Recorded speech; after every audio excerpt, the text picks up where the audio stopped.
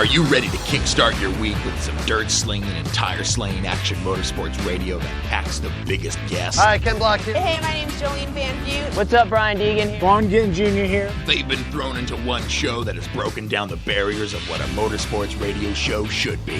This is the Down and Dirty Radio Show, powered by Polaris Razor, with support from General Tire, KMC Wheels, Dirtfish, Gibson Exhaust, and MTX Audio, with your host, who also happens to spend his weekends flying 800 horsepower trucks through the dirt, Jim Beaver. When was the last time you saw an off-road or rally driver begging to get behind the wheel of a NASCAR IndyCar? Yep, not happening, but you sure see these pavement racers begging to drive our cars. And his partner in crime every week, a self-proclaimed Canadian moto chick who was jumping triples and taking podiums before most guys even learned to ride, Amy Hood. No one knows how to say my last name. Like, is it really that hard? Amy Hood, like I'm from the hood. Don't get it twisted. Sit back, strap in, and be prepared to join us as we take you through a motorsports ride like no other. Here is the man who carries a steering wheel in one hand and a mic in the other, Jim Beaver. Good morning and welcome to the Down and Dirty Radio Show, powered by Polaris Razor. This is an all-killer, no-filler edition of everybody's favorite action motorsports radio show. Like you've learned before, sometimes when it rains, it pours. I put some feelers out trying to get some guests lined up. Sometimes they all happen, sometimes none happen. This week, they're all happening. Slammed show. Kicking things off. We're not even doing our intro segment. I'm flying solo today. Amy Hood, she's got the flu bug. She's trying to get healthy for Monster Jam this weekend because she's sitting second in the points. I've got the Best in the Desert season opener. I'm qualifying the trophy truck on Thursday. But here it is. We're Tuesday. Wednesday, if you're listening to national syndication, we got X Games snowbike gold medalist Brock Hoyer. He's calling in here in just a couple of minutes. Then following him, we got my good friend Lauren Mayhew, singer, actress, host. She's been around the motorsports community a bit, but she just dropped a new single last week, so obviously we got to get Lauren on the show. Then we've got trophy truck badass Justin Matney. He's won before here at Parker, so he's calling in hour number one. Then kicking off hour number two, we got Supercross and X Games talk, and then we got broadcast legend, NASCAR legendary crew chief, won the Daytona 500. We got Larry Mack calling in, so we are slam-packed here. Hang tight. We'll be back after this break on the Down and Dirty Radio Show, powered by Polaris Razor. Hey, I'm RJ Anderson, factory Polaris driver, and I drive Polaris because it's the most capable, race-ready off-road vehicle on the market. When R.J. Anderson wanted to set a world record for the longest UTV jump in history, not once but twice, what company did he trust? Polaris and their championship-winning Razor XP1000. RJ is a UTV champion behind the wheel of Polaris vehicles, and he exclusively trusts the Polaris Razors to bring him race wins and championships against some of the toughest off-road racers in the world. The same Polaris Razors RJ has won championships in, set world records in, and conquered the Wall of Death in XP1K2 are available to you at your local Polaris dealer. Take the advice of world record holder RJ Anderson and visit Polaris on the web at Polaris.com to see the full lineup of Polaris Razor vehicles, or follow them on Facebook, Instagram, and Twitter at Polaris Razor. Looking to have some fun on four wheels? Dirtfish Rally School has you covered. Packing as much adrenaline and adventure as you can handle into high-performance all-wheel drive and rear-wheel drive Subaru rally cars is where the fun begins at Dirtfish. Just 30 minutes outside of Seattle and Snoqualmie, you'll get a chance to train up to 3 full days with some of the country's best instructors and be put through the high-octane rush of rally on mud, dirt, and tarmac. Get started today and call 425-888-7715 or visit us online at dirtfish.com and use code 911 for a 15% discount.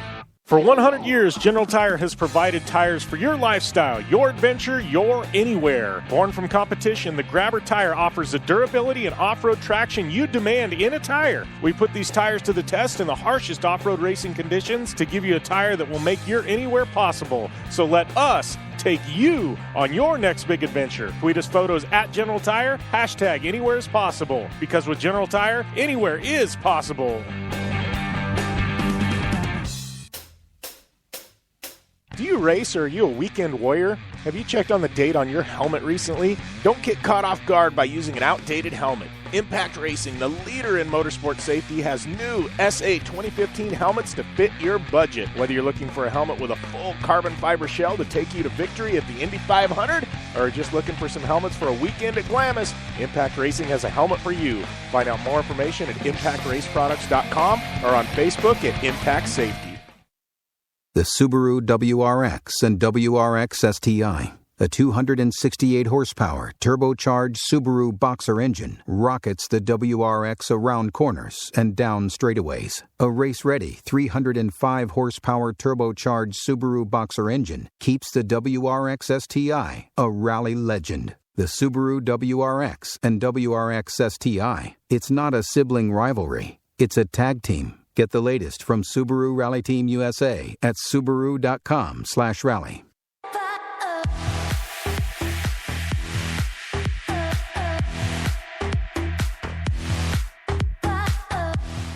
Welcome back to the Down and Dirty Radio Show, powered by Polaris RZR. That was a little music from my good friend Lauren Mayhew, one of our guests here in hour number 1. But right now I'd like to welcome, man, getting tongue-tied here. My next guest to the line, Brock Hoyer, X Games gold medalist. How is everything going, my friend? Oh, I can't complain. Everything's going pretty good. I got to say, I was going to say, like, going in, I was one of the hosts. Paul Thacker and I were the hosts up there at the qualifier in Minnesota, and like everybody that was that was going to be an X, aside from Renner, I think, and everybody was there, and everybody was like, they're burning laps and getting practice and stuff like that. And it was like in the back of everybody's minds, and I don't know if you planned it that way, but it was like, well, where's Brock Hoyer? Like, here's the guy. Like, where's Brock? Where's Brock? And like everybody knew how fast everybody else was. I think going into X, nobody had any clue how fast you were going. I mean, was that planned? Yeah, well, I was gracious enough to get the invite, so I didn't have to drive 25 hours to Minnesota to do the qualifier. So I just used that time, stay home with my family, and just put my head down in my home area. My local snowmobile club plowed me on a racetrack to get ready on the mountain. Lots of work behind the scenes. I knew that I was a chance I was taking that not competing in a race, like to practice starts and get that adrenaline up, that there was a chance that it might affect me. But I knew I wanted to put the seat time and put my head down to get ready for it. And I keep people guessing. Lots of people were putting videos up of who's fast. And, it started, you think about, oh, that guy looks pretty good and this guy looks pretty good. But, I try to keep that down to a minimum. I want keep people guessing. And I feel strong on these things. And it's not so much that I feel like I'm the man. It's just I had a good package, and I went in, I felt like I went in really ready. Yeah, well, and what was the draw? I mean, you were one of the first guys to really, embrace the whole snow bike thing. I mean, obviously, I think people are coming in, and I made a prediction earlier on the show. I said, I think next year is the year that snow bike just completely blows up. I said, it's been in X Games now, and I said, everybody's interested, but I said it's midwinter and things like that, and I said next winter, I said this thing's going to be off the hook. But you were one of the first guys really to kind of take to this sport. I mean, what was the draw there? Obviously, you've got a moto background, but how did the doors first open to you in snow bike? Well, it first all started. One of my best buddies, Derek Christensen, got me into it. From day one, we're in Canada. We have 6 months of winter, and it's always tough. And to go down to California and train, get ready for moto, and I was always trying to find that next best thing for cross training to keep me as prepared as possible for the next up and coming season. And I had race sled. I dabbled a little bit in that, trying to keep my fitness up, but no one ever had them. And my best buddy, Derek Christensen, God rest his soul, he passed away last year, and I actually did that X Games race for him. He's the guy that inspired me, and he got the first kit years ago. And let me throw a leg over it. I came home, I called Timber Sled, I gave him my visa number, and I said, how fast can you get me one? I don't even think I even asked how much it cost. I was so stoked. I knew that was, I just thought of cross training. That's all it was for me. Yeah. That's where it started. And now it's totally the opposite. My summertime moto program is back down. I do the snow bike thing full time, and I do the moto stuff kind of part time now.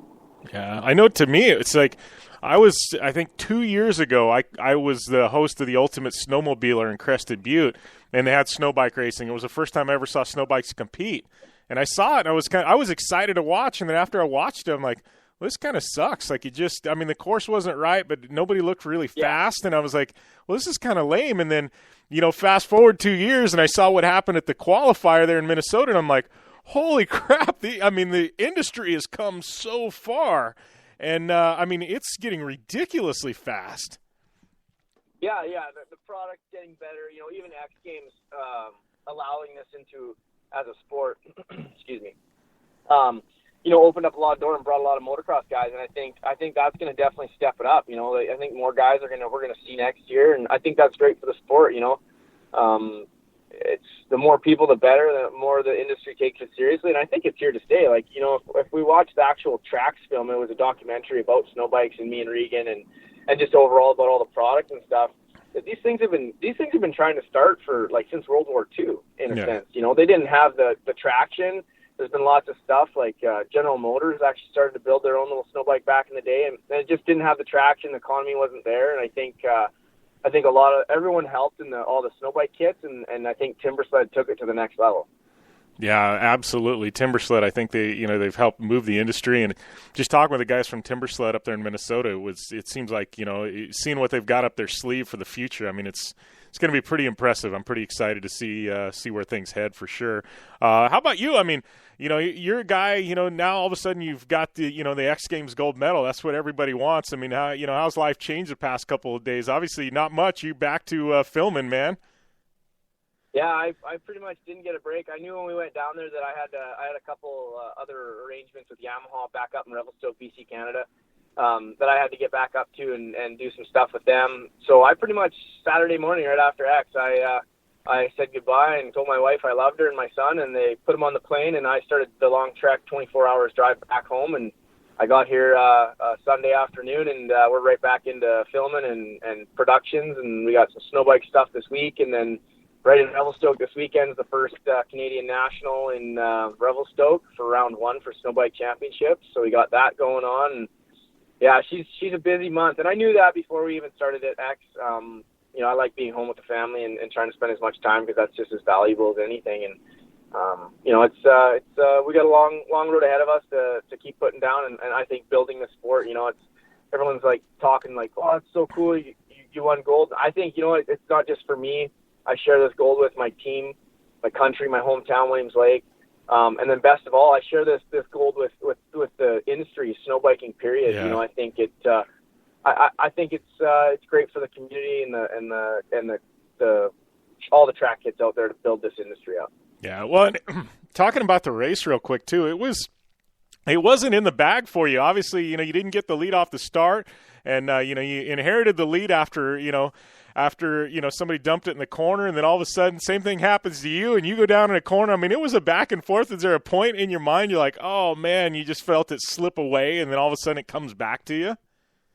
Yeah, I totally, when I hit the deck on my crash, I knew when I was in second off the start, I was like, I got lots of time. I'll put the pressure on him and make him make a mistake. And I was all over him, and he made a mistake.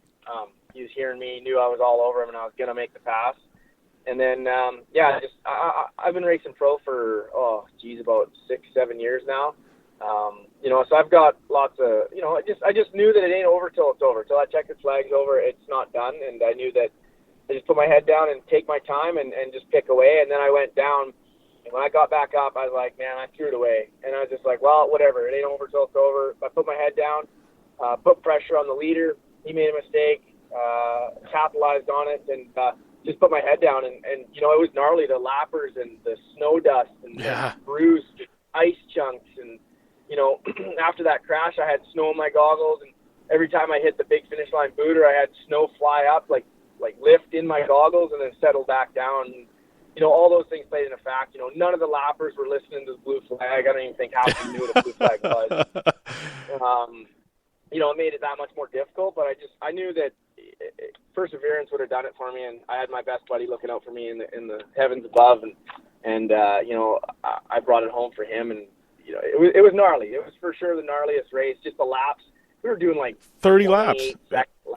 Yeah, and it was 28 seconds a lap, right? So I was catching lappers, I think, the 4th lap in.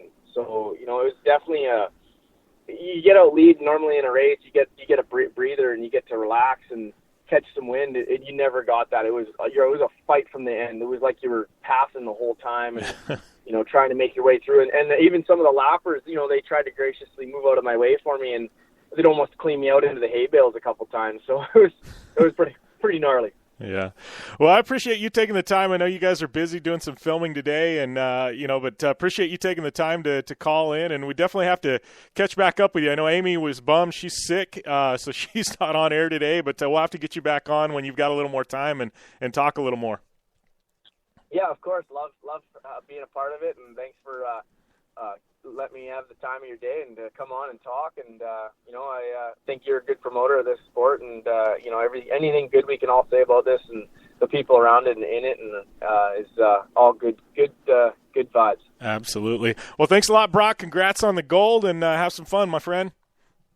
Take care, man. Keep a rubber side down. All right, will do, buddy. Take care. All right, that was X Games gold medalist Brock Hoyer. We're going to take a short commercial break. We come back. Lauren Mayhew here on the Down and Dirty Radio Show, powered by Polaris RZR. Hey, I'm RJ Anderson, factory Polaris driver, and I drive Polaris because it's the most capable, race-ready off-road vehicle on the market. When R.J. Anderson wanted to set a world record for the longest UTV jump in history, not once but twice, what company did he trust? Polaris and their championship-winning RZR XP1000.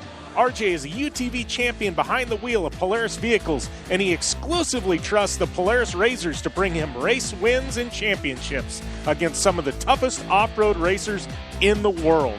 The same Polaris RZRs RJ has won championships in, set world records in, and conquered the Wall of Death in XP1K2 are available to you at your local Polaris dealer. Take the advice of world record holder R.J. Anderson and visit Polaris on the web at Polaris.com to see the full lineup of Polaris RZR vehicles, or follow them on Facebook, Instagram, and Twitter at Polaris RZR. Are you looking for a place to push yourself behind the wheel and see how your driving skills stack up? Dirtfish Rally School is that place. Located on 315 acres of pristine automotive playground at the foot of the Cascade Mountains in Snoqualmie, Washington, right outside of Seattle, Dirtfish Rally School is a one-of-a-kind place where everyone from first-time drivers to seasoned professionals like Bucky Lassick and Antoine Lestage can push themselves to their limit. Whether driving the high-performance rally-prepped all-wheel drive Subaru Impreza STI is what you're looking for, or you'd rather hang it all out in the rear-wheel drive Subaru BRZ, Dirtfish Rally School has something for everyone. Classes are available from 2 hours to 3 full days and feature instructors with over 150 years of combined racing experience. Whether you're looking to become the best and get an edge on the competition, or just looking to freshen your skills behind the wheel, Dirtfish Rally School is the place to go. For more information on registering for classes, visit Dirtfish on the web at dirtfish.com, or to check out the latest happenings from Dirtfish, follow them on Facebook, Instagram, and Twitter at Dirtfish Rally. Your life demands a tire that provides durability, comfort, and performance, and that's what General Tire delivers for you. From the all-season grip of the Grabber UHP to the comfort and on-road manners of the Grabber HTS to the durability and off-road traction of the Grabber AT2, General has a tire that will help get you where you need to go. So let us take you on your next big adventure. Tweet us at General Tire, hashtag anywhere is possible, because with General Tire, anywhere is possible. The Subaru WRX and WRX STI, a 268-horsepower, turbocharged Subaru Boxer engine, rockets the WRX around corners and down straightaways. A race-ready 305-horsepower turbocharged Subaru Boxer engine keeps the WRX STI a rally legend. The Subaru WRX and WRX STI, it's not a sibling rivalry, it's a tag team. Get the latest from Subaru Rally Team USA at Subaru.com/rally.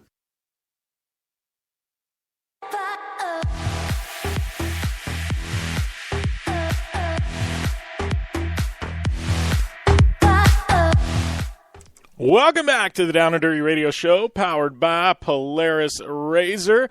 Jim Beaver here, waiting on Lauren Mayhew to give us a ring here on the line, talk about her new single that we played during that little intro there. But I also want to give a shout-out to my podcast, Project Action. Thank you for all of you who tune into the Down and Dirty Radio Show here. But I also do have another show over on the Podcast One network. This show is there as well, but this one in podcast form, not necessarily live radio. But thanks to all of you who have tuned into that. We got some amazing guests. We're kicking off kind of a new segment last week called Killer Clips that we're going to take clips from those interviews that I do, patch them into this show just a little bit to kind of tease things, but try and get you guys over there. But if you get a chance, please go to iTunes and rate, review, and subscribe to Project Action. Hit that subscribe button. Rate, give us 1 through 5 stars, and I will definitely, when you leave your review there on iTunes, if you leave your @Twitter, Instagram username, I will follow you back. So you want to follow from me? It's the easiest way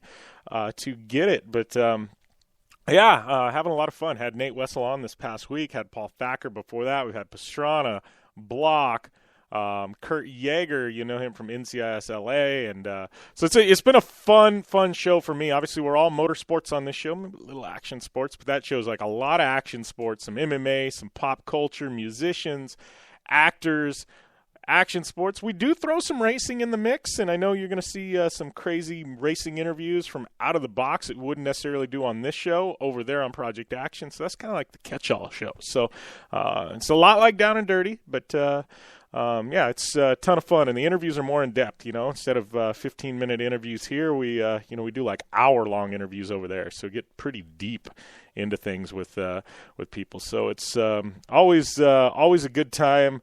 I think we're 20 episodes in at this point. So 20 episodes deep. So it's been a fun ride. Lauren Mayhew, who's calling in here in just a minute, she was actually one of my guests over there. We did, 30, 45 minutes. Cool thing about her is, you guys don't know, she was a host of WWE Wrestling for a while. I know her and we met through Kristen Kenny with Red Bull GRC. They're really good friends. And Lauren was she a grid girl for Red Bull GRC, I think, at one point in time? But she also shot a music video and used Patrick Sandell and some other Red Bull GRC drivers in the music video. She does really cool music videos. Speaking of which, her new one, Wake Up, just dropped, and that's what we're chatting on here in a second. But it's it's kind of cool how all these worlds kind of merge, and you got racing and racing and action sports, MMA and music and and Hollywood and everything kind of merges. And so, I don't know. I'm just having a lot of fun. And, I got to give a shout out to my co-host, Amy Hood, as well. Amy is currently second in Monster Jam points. So, got to give her some props. I know she's sick. She called me before she got on air. I couldn't even hear her. It was literally that bad. I could not hear her. She was it sounded like a zombie talking, like seriously, which is funny because she drives a zombie monster truck. I don't know, maybe truck bit her or something. But seriously, she was full blown, like she had the bubonic plague or something like that. So it wasn't good. Told her, take the day off, Hood. You do not sound good. And as much as I like having her on air, I think, I felt like I was going to get sick through the phone lines or something, if that's even possible. But, Also, I did want to shout out some of you that tune in to us, a lot of you online. Thank you. A lot of you through the Sports Byline USA network, 200 AM FM networks around the country. We just picked up another syndication. I'm big on supporting our military and our troops. Been involved a lot with Warfighter Made and our friends over there who are killing it on TV with Supercross. I gotta say.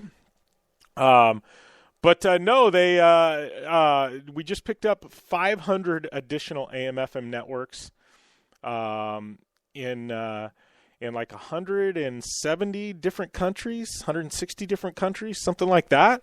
So a massive amount of listeners, but the cool thing is it's on the U.S. Armed Forces Network. So this show is now aired twice every weekend on military bases around the world, through the U.S. Armed Forces Network. So that is something, as much as I like numbers and looking at numbers and seeing how many people listen to the show, like that is something to me that it's just like, wow, like I love it. So, all you military listening through the U.S. Armed Forces Network, thank you. I'd love to hear from you guys, man. Love your feedback. I know I've got a lot of you follow me on Facebook, and I get pinged there quite a bit.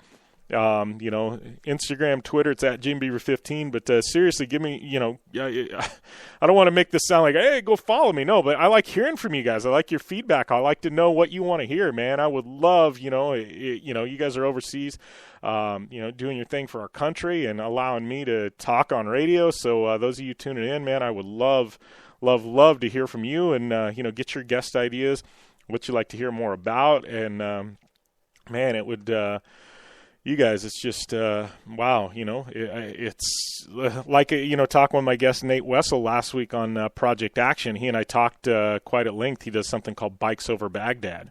And he travels basically to places where the military are and other countries and stuff like that. And they put on BMX demos and action sports demos and things like that. BMX really, but build ramps and things like that and put on shows for the troops. And him and I at one point really both got kind of choked up talking about it. I've got cousins overseas and things like that. So it's, it's just something that's kind of near and dear to my heart. And any military that's tuning in, I love your feedback. I love to hear from you guys. And, if I can be your outlet for an hour or 2 hours once a week, to escape what's going on around you, man, my heart goes out to you guys. Always thinking about you guys. So, thank you for, everything you've done for our country. And, man, it's, just kind of crazy to think about what you guys must be going through. But we've got I don't know, Lauren, man, she's in Hollywood. Things seem to happen, so I don't know, maybe we'll have to dial her in for Project Action this week or something like that. But we would like to chat a little bit about the Best in Desert Park 425. I was going to do that later on in the show, but heck, why the heck not? Why not do it right now? We got man, it's a massive amount of entries, over 200 entries. And when you hear that, you go, some of those other races. No. This is 200 entries with no motorcycles and 200 entries without any UTVs. UTVs is like worth 70 or 80 entries every single race, right? And there's none in this because they ran a couple weeks ago.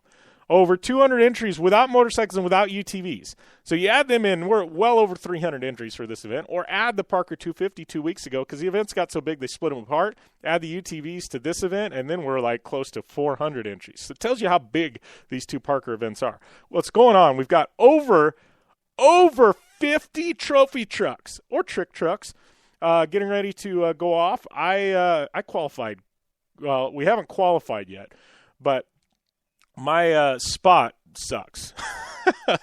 It's a random draw for qualifying the way this deal works, right? So, and we mix them in with the Class 1s or Class 1500. So there's a bunch of 1500 cars, a bunch of trophy trucks, like 25 or something of them. And so they mix us all in.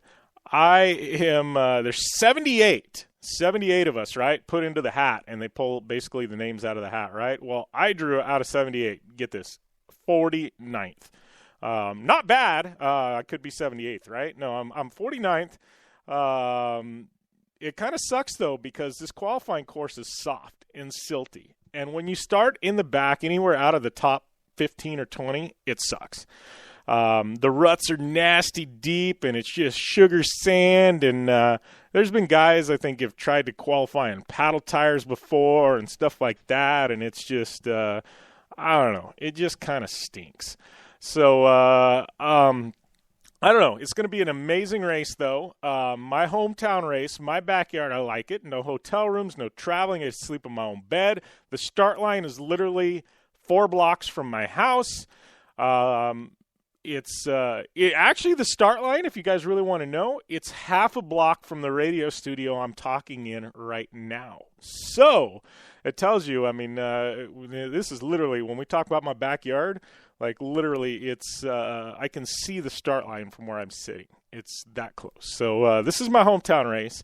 It's my backyard, and it's, I don't know, it's pretty good stuff. So I'm looking forward to the event. It's, we had some troubles at the October race in my trophy truck, the General Tire trophy truck. So I'm looking forward to kind of a little redemption. We finished this race last year, lost the transmission on lap number 1, and raced 3 laps with no second gear. So finished 16th, I think, something like that, 16th, 17th, I don't know. Out of 50, so it wasn't horrible, but wasn't good either. But I'm looking for a little redemption, man. I think we can put this thing in the top 5. I think it's in my hometown race, we're top five type of deal if we run flawless, and that's what it takes to win this. It's got to take a flawless run. So I don't know, man. It's a big one happening this weekend. Best of the Desert, Parker 425. I got the Pit Crew Challenge going down on Thursdays. Come out, support that. I'll be out there. No live radio from this one. I'm too busy. Got meetings, but continue to see. It's a big weekend. If you're in the area, come out. One of the biggest desert races of the year, and it's all happening right this weekend in Parker, AZ. So we're going to take a short break. We come back. We got Justin Matney on the line here on the Down and Dirty Radio Show, powered by Polaris Razor. I'm Polaris rider Jim Beaver. I race trophy trucks professionally, host a Down and Dirty radio show, and also travel the country announcing motorsports events. I've seen it all, and trust me, I've done most of it, so when it comes time to relax on the weekend, nothing is better than taking time with my family in our Razor vehicles. They've got the reliability I need to just pick up and go explore the desert, dunes, or trail, and have the capability to attack even the harshest terrain. If you're looking for some of the most reliable and safest, and hands down most capable off-road machines in the world, look no further than Polaris and their award-winning lineup of Razor vehicles. Whether you want your daughter to experience off-road driving for the first time in a Razor 170 like me, take the entire family out in a Razor XP4 1000 on the weekend, or shred the desert and dunes in the all-new Razor XP 1000 Fox Edition, Polaris has you handled. Take my advice and join me and some of the best drivers in the world by driving a Polaris Razor. Check out the full Polaris Razor lineup at Polaris.com or follow them on Facebook, Instagram, and Twitter at Polaris Razor. Your life demands a tire that provides durability, comfort, and performance, and that's what General Tire delivers for you. From the all-season grip of the Grabber UHP to the comfort and on-road manners of the Grabber HTS to the durability and off-road traction of the Grabber AT2, General has a tire that will help get you where you need to go. So let us take you on your next big adventure. Tweet us at General Tire, hashtag anywhere is possible, because with General Tire, anywhere is possible. Life is all about sound, the sound of sports, the sound at the racetrack, and the sound of your vehicle. Don't drive around listening to this. Drive around listening to the sound of performance. Gibson Performance. Gibson Performance Exhaust is the company who can turn this into this. Remember that life is all about sound, and Gibson Exhaust is the sound of performance. Check out your next catback exhaust system, headers, muffler, or UTV exhaust at GibsonPerformance.com and get more power and more sound. Since 1970, KC Highlights has been designing and manufacturing performance lighting for off-road and motorsports, beginning with the legendary Daylighter up until today's revolutionary Flex, Pod, and Pro 6 lighting systems. KC Highlights offers a full line of halogen, HID, and LED lighting solutions for your off-road vehicle. Looking for the best quality lighting? Looking for the brand champions choose? You're looking for KC Highlights. Find out more information at kchighlights.com or follow them on Facebook, Instagram, and Twitter at KC Highlights. The Subaru WRX and WRX STI, a 268 horsepower turbocharged Subaru Boxer engine, rockets the WRX around corners and down straightaways. A race-ready 305 horsepower turbocharged Subaru Boxer engine keeps the WRX STI a rally legend. The Subaru WRX and WRX STI, it's not a sibling rivalry, it's a tag team. Get the latest from Subaru Rally Team USA at Subaru.com/rally.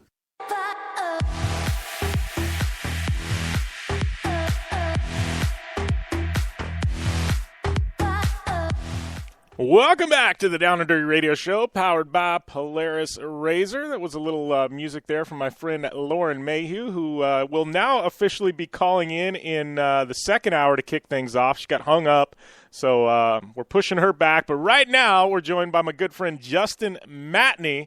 How's everything going, Justin? Hey, Jimmy, doing great. Glad to be on. Oh, man, I'm stoked to have you. I was trying to think back. It's been, I think, right at about a year since we've had you on. I know we were trying right around the Baja 1000 time, but reception in Mexico is iffy at best, and I know you guys were down there pre-running. We were able to dial it in, but, yeah, I think it's been probably right around a year, so it's been too long, man. Oh, I know. Yeah, when we were down there for the Baja 1000, we just weren't able to get the times lined out, trying to get pre-running finished and the racing logistics and that whole 9 yards.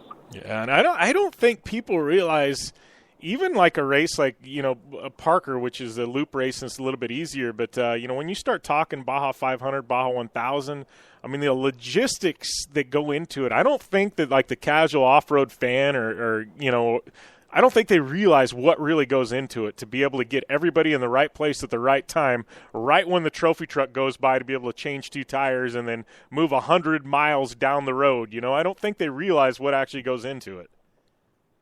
Oh yeah, I mean it's a feat within itself. I mean, off-road desert racing, I would say easily 60% of it's your crew, being able to make sure they're in the right position. They've got the fuel. They're able to work on the vehicle and be there.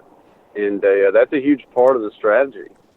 Yeah, and it's, and I think too, like, people see NASCAR, they watch NASCAR on TV and, they see a handful of, pit crew guys and things like that. I think they just assume, off-road, the guy's got 6, 7 pit crew guys. I don't think they realize, like, a lot of our crews, I know, like, we're on the smaller side when we go to Mexico and we're at 24 people. I know some of the larger ones are 60, 70 people, it's crazy. Oh, exactly. I think this past year's 1000, we had 84 people on the team, volunteers and crew guys and drivers, navigators. So we had a pretty big group. Yeah, that's a lot, man. But let's talk a little bit about your trophy truck. Obviously, we're getting ready to kick off a new season here, and we'll chat on that in a second. But you guys, what are you in? About a little over a year in development of this 4-wheel drive trophy truck? I mean, how are things been? I mean, I know this is the future, and I think we talked about it last time I had you on air, and I firmly believe that, especially what I've learned in in the rally community the past couple of years working there. But I mean, how has this been for you? I mean, and how are you feeling about the truck? We've done a lot of testing with the truck. We went into the 1000 with high hopes, and, we had a couple of issues that took us out of the race, but, Rick and the guys and RPM Off-Road, they're doing such a good job overall with the truck. We're changing some components around, and we're looking to go out there for the Parker 425 and try and get us another win. Yeah, and this is one of those races, and I think everybody goes on like the pre-run and things like that. Everybody, I don't think this course, this is my backyard, so I'm biased, but I don't think it gets its due. Everybody goes, this is fast. Oh, there's those graded roads. This is a cakewalk, and then like the attrition rate is second to none. Like people just destroy their race cars on this course. I always feel like it doesn't get the respect it deserves. No, Parker's a tough course. It's a tough area. You can't go out there just all out on lap 1. The truck won't make it. It's just everything gets rutted out, obviously, and you all have had some bad rain the past month. It's been bad. So yeah. From pre-run to race now, it's going to be pretty different, and you've got the advantage on that being right there it's in your backyard. yeah, and I got to be honest with you, I haven't really got out there as much as I wanted to or should have. But I think I posted something on Race Desert a couple weeks ago, and I rarely ever post there. But people were talking about it. I said, look, because I feel like it's a safety issue. I said, anybody that went on the pre-run and you think this is the same course that you saw a month ago on the pre-run, I said, you don't be mistaken. I said, we've had so much rain, and we've had even more since I posted that. I said, the rain ruts, the washouts. I said, this is a drastically different course. And I said, especially, us trophy truck guys, we have the advantage now of going in the afternoon at like 1:00. So we're going to have 100 vehicles go before us that are going to beat up the course and break down those, the rain ruts and things like that. So it's not going to be as bad as us, but some of those Class 10 cars that are leaving them line at 6 a.m., like that, I would definitely not want to be the first car out. Let's put it that way.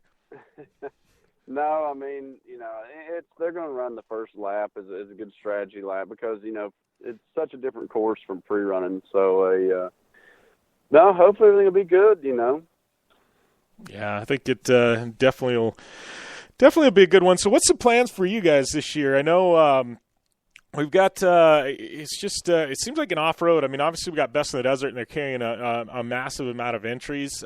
Score seems like they're struggling, except for the big premier races, the 500 and the 1,000. But what's the schedule look like for you guys? You guys have been running full time, pretty much in both series.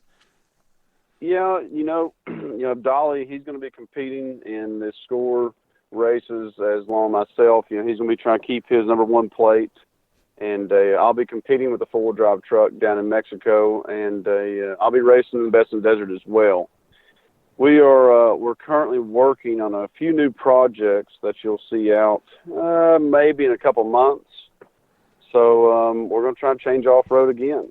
Yeah, well, I think you guys have, between you guys and the Geyser brothers working together, I mean, you've continually, just up things and up things and up things. And, I think the level of builds you guys are coming up with, and the designs are just, it's crazy. I mean, it's I don't know. I mean, it's hard to say where the sport's going to be 5 years out, because guys like you guys are just continuing to innovate. I mean, we've seen, Robbie's brought in the sequential gearboxes, and, you guys have brought in the four-wheel drive systems. And, I think 5 years from now, the sport's going to look drastically different than what it looks like today as far as trophy truck vehicle builds, Oh, yeah, for sure. But that's the nice thing, about the Score and the Best in the Desert series with the unlimited trick truck, trophy truck class that we like, is because it's truly unlimited. So it really lets you think outside the box and, bring in groups like the Geyser brothers with Rick and Jeff and really be innovative. And, we're going to keep tweaking and changing. And obviously the four-wheel drive truck platform, there's going to be a few more of those out there this year. To compete with us, but it's every time we take it out, we learn something new. Yeah, it's been fun to watch you guys. I mean, especially you as a driver. I know you've dabbled a bit in stadium super trucks and stuff like that. Got any ambitions to go short course racing or anything like that? That's a question I believe I get every month. We're just really looking at the schedule right now this year and concentrating on Score and Best in the Desert. If the opportunity opens itself with short course or rally racing, obviously, I'd be more than excited to do that. But right now, Claude and myself, we're working on several different things, and we'll just have to see what happens. But definitely not going to say that I wouldn't be interested in doing it. Yeah, how about stadium super trucks? I know you and Robbie are still friends. You planning on dabbling in that a bit? I know you did it off and on the first couple of years. Pretty. I don't want to say full time, but you were pretty close to full time. And I know you've scaled back now. But any chance we see in one of those soon? Yeah, I mean, Robbie and I have been talking, and SST's been growing, and their fan base is growing. So I think they're doing an excellent job with that. After my back surgery deal, that kind of took me out of SST and everything for a while. So, but no, I'd definitely like to compete in a couple of SST races in 2017 and just keep going from there. But like I said, the scheduling is what's so difficult for us, being here in Virginia and getting out there and around and whatnot. So. Yeah, well, I got to ask you too. I mean, you're, I've got a bad back, and it's not racing related, but I've got a bad back from an old football injury and things like that. And I know, me, seat technology and things like that really come into play every time I build a race car or a pre-runner or a razor or something like that. I mean, what have you learned through all of this with seat technology and that? Because I know there's so many different theories of thought, but I figure a guy like you is a guy that would probably have a pretty good idea what works and what doesn't for back issues.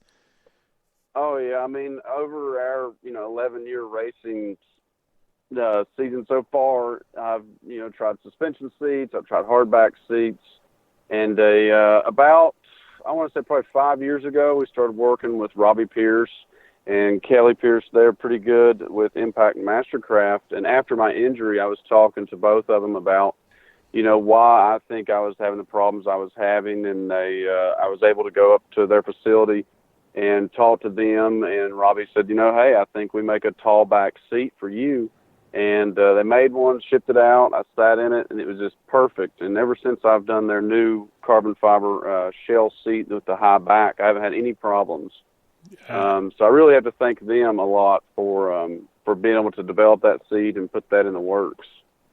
Yeah, well, and I think you got the first tall hardback or carbon seat from them. And I think I got the second one for a new race build that I'm just wrapping up. But, yeah, it's one of those things where it worked for you, and I'm like, send me the same seat that Justin got, and both of us are taller guys, and and that's what I've always had a problem with seats is getting one. I'll sit in one, and, like, my neck comes to about the base or the top of the headrest, and my head's like 8 inches over the top of the seat, but this one, it takes that away completely.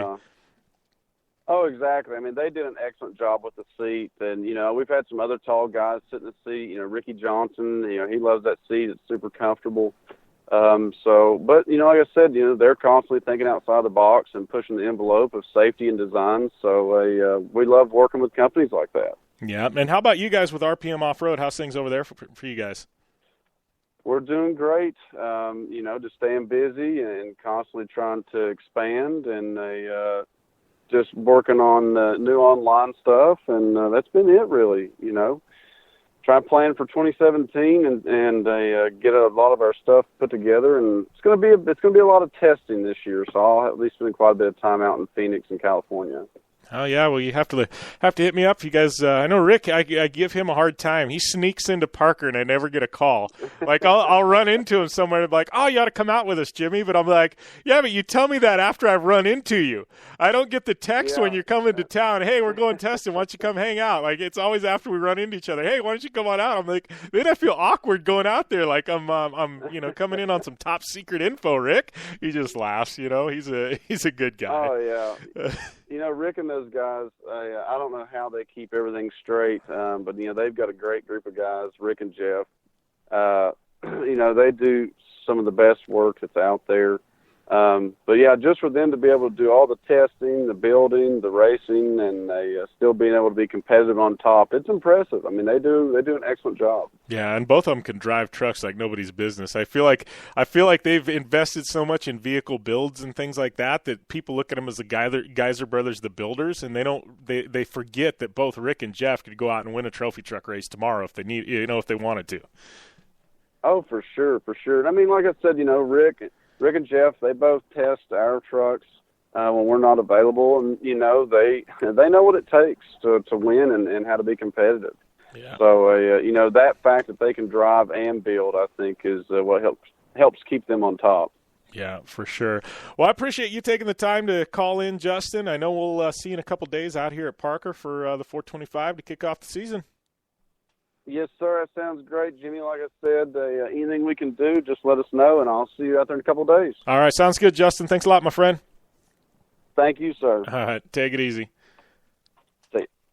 All right. That was Justin Matney with RPM Off-Road, trophy truck driver. He's taking a victory here in Parker, I guess defending champ. But anyways, we are going to take a short break here on the Down and Dirty Radio Show, powered by Polaris Razor.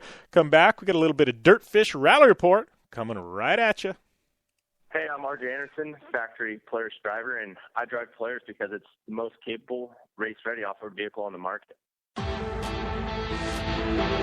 When RJ Anderson wanted to set a world record for the longest UTV jump in history, not once but twice, what company did he trust? Polaris and their championship-winning Razor XP1000. RJ is a UTV champion behind the wheel of Polaris vehicles, and he exclusively trusts the Polaris Razors to bring him race wins and championships against some of the toughest off-road racers in the world. The same Polaris Razors RJ has won championships in, set world records in, and conquered the Wall of Death in XP1K2 are available to you at your local Polaris dealer. Take the advice of world record holder RJ Anderson and visit Polaris on the web at Polaris.com to see the full lineup of Polaris Razor vehicles, or follow them on Facebook, Instagram, and Twitter at Polaris Razor. The concert that never was. See the Barbra Streisand and Frank Sinatra tribute show Saturday, February 18th inside the showroom at the Blue Water Resort and Casino. I get a kick out of you. Doors open at 5. Show starts at 6 p.m. Arizona time. Tickets on sale now. General admission just $20 or VIP tickets only $35. Don't miss the tribute to Sinatra and Streisand at the Blue Water Resort and Casino. Do you race or are you a weekend warrior? Have you checked on the date on your helmet recently? Don't get caught off guard by using an outdated helmet. Impact Racing, the leader in motorsport safety, has new SA 2015 helmets to fit your budget. Whether you're looking for a helmet with a full carbon fiber shell to take you to victory at the Indy 500 or just looking for some helmets for a weekend at Glamis, Impact Racing has a helmet for you. Find out more information at impactraceproducts.com or on Facebook at Impact Safety. Your life demands a tire that provides durability, comfort, and performance, and that's what General Tire delivers for you. From the all-season grip of the Grabber UHP to the comfort and on-road manners of the Grabber HTS to the durability and off-road traction of the Grabber AT2, General has a tire that will help get you where you need to go. So let us take you on your next big adventure. Tweet us at General Tire, hashtag anywhere is possible, because with General Tire, anywhere is possible. Looking to have some fun on four wheels? Dirtfish Rally School has you covered. Packing as much adrenaline and adventure as you can handle into high-performance all-wheel drive and rear-wheel drive Subaru rally cars is where the fun begins at Dirtfish. Just 30 minutes outside of Seattle and Snoqualmie, you'll get a chance to train up to 3 full days with some of the country's best instructors and be put through the high-octane rush of rally on mud, dirt, and tarmac. Get started today and call 425-888-7715 or visit us online at dirtfish.com and use code 911 for a 15% discount.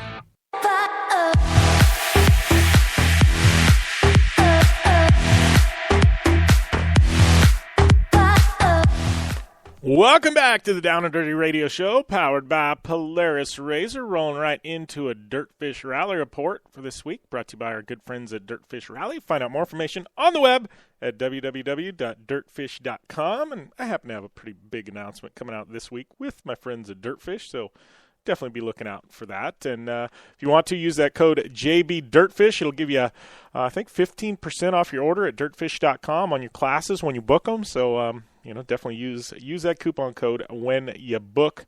And I have to say, man, Lauren Mayhew, we're shifting her. We got Larry Mack. So I think we're going to take our Supercross and X Games coverage for this week, and we're going to cram that into Project Action, which drops on Thursday. So just saying, I'd rather have guests on air than idle talk. So we're taking that, shoving it into Project Action. So you guys need to go over there and tune into that on Podcast One or on downanddirtyshow.com or iTunes when it drops. But back to that Dirtfish Rally report. Big news coming out of Rally. It sounds like Little Birdie tells me that this Thursday, the Red Bull Global Rallycross 2017 schedule is dropping. I know this is always like a big deal in our action motorsports circles. Where's Red Bull GRC going? Where are they going? Well, you'll know on Thursday. So it's I don't know. I'm excited.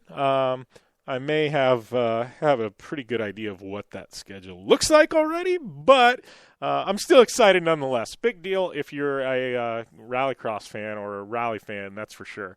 And speaking of rally, our friends at Rally America, this is the first snowdrift rally I've missed in a few years.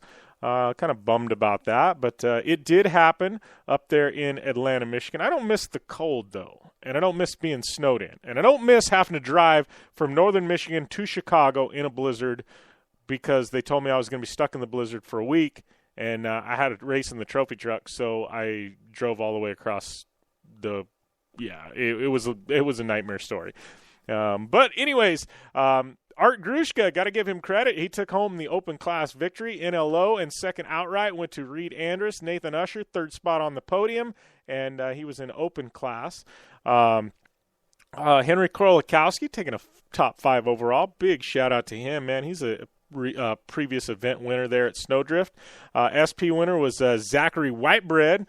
Steve LaRosa, NLO, taking the second podium spot there. And two-wheel drive winner, Sean McDonald. And two-wheel drive, second place, and ninth outright was Justin Colleen. So sounds like those are your national winners there at the Snowdrift Rally. And don't forget, we got ARA kind of kicking off their opener next weekend. I won't be at that either. It's in Canada because I'm racing a trophy truck. But, we've got rally in full swing here in the U.S., that's for sure. But anyways, we're going to take a short break, come back, and we've got a killer clip coming at you.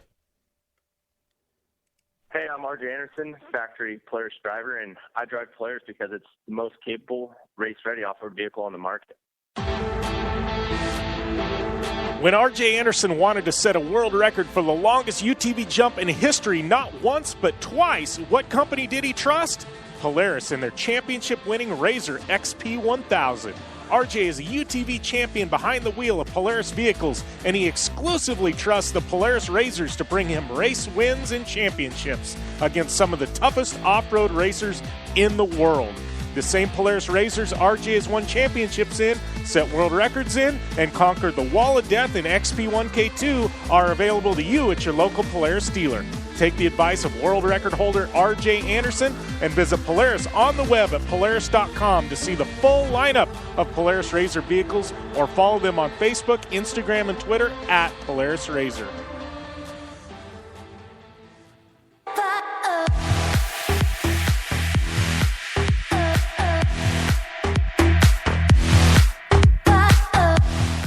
All right, welcome back to the Down and Dirty Radio Show, powered by Polaris Razor. We're rolling right into a killer clip from Project Action, my podcast over on Podcast One. Make sure to rate, review, and subscribe on iTunes. This is Nate Wessell from last week's show.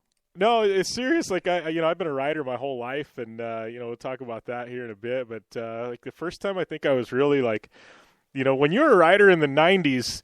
Like the whole social media and internet was just kind of like you could go and watch some grainy-ass clip on the internet, that somebody uploaded, and it was like 5 seconds long, and it probably took them 2 hours to upload. But, it was like, it was mainly magazines and like old BMX videos and stuff like that, So I'd seen like some of your stuff in magazines, but there was one, Props Road Fools. And that VHS tape got put on replay. I don't know how many times, but it was... It to the point where it's burned out. So you're bringing my age up here. Yeah. Going back to VHS days. No, but look, man, I was riding at that point in time, so like I'm aging myself too, right? But I love it. I love it. But no, there was a Props, and I think you guys were like in the Northeast, like Syracuse, and I can't remember like all the places, but there was just something about the crew you guys had on that one, and you're riding, and I'm like, holy shit, Nate throws down, man. It was some ballsy stuff you were pulling. So I think on that, it's hard for me to remember too, because there's a couple funny things about that. I was asked to write some stuff for a book, and I actually got really bummed out, like, as I started watching the episodes again, because I always held, like, the props things and Road Fools as something, like, that made a major impact on my life, and it made me kind of who I was. Yeah. And as I watched it, though, I was watching myself say stuff and watching myself ride and don't remember any of it, and I guess that comes down to part of being an action sports, like, athlete. I've had over 40 concussions, and so it's like hard for me to remember that stuff. But I think the funny trip about what you're saying, if I can remember correctly, is I was only asked to go on that trip as a filmer, and they ended up coming at me at like close to the end of the trip, and they're like, Nate, you've been killing it the whole trip, and we're gonna have to like interview you and stuff, and kind of like fake all the interviews like we brought you on the trip to ride, because like you've done some of the best stuff on the trip.